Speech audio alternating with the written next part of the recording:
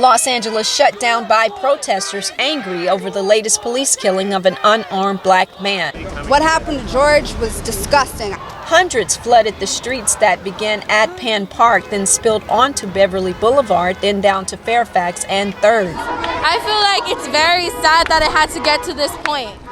It had seeing a black man die the way that he did, slowly and painful, and I'm glad that everybody's together from all races and that slowly racism is dying, but it's sad that it's still here in 2020. With signs and masks on full display, chants of "I can't breathe" and "George Floyd" filled the air.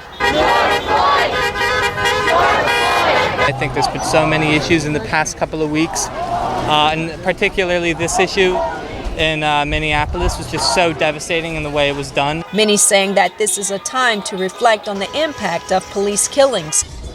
We live in a country where white people can go with armed machine guns to state capitals, but yet black people can't peacefully protest in the street without being fired upon by the police or being murdered in the streets.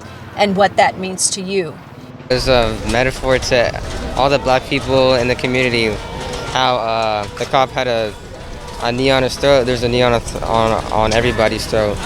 It's very unfortunate. I'm a father of 4. So if I wake up and I do something, to provide for them, police think I'm doing something wrong, and I'm refuse to go against that, them arresting me wrongly, I might end up dead. No justice, no peace is what we keep hearing out here on the streets, as many have gathered to show their support to George Floyd and to say no to police brutality. People from across the city came out to represent, including 3 friends who came out to have their voices heard. George Floyd and everyone else is a human, and I'm here for humanity. Some telling us this is a defining moment in American history. It's not the first generation to even go through this, so the fact that the struggle is still going and just the love and the support, it's just an amazing feeling. It's overwhelming. Individuals and groups say they don't just want talk, they want action. To the fight.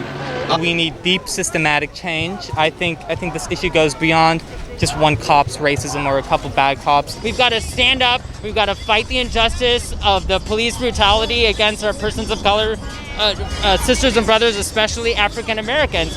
I'm fed up, and everybody else should be too.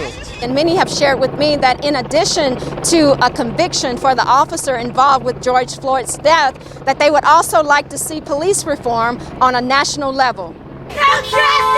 People finding all sorts of ways to voice their frustration. In Los Angeles, I'm Germany Kent.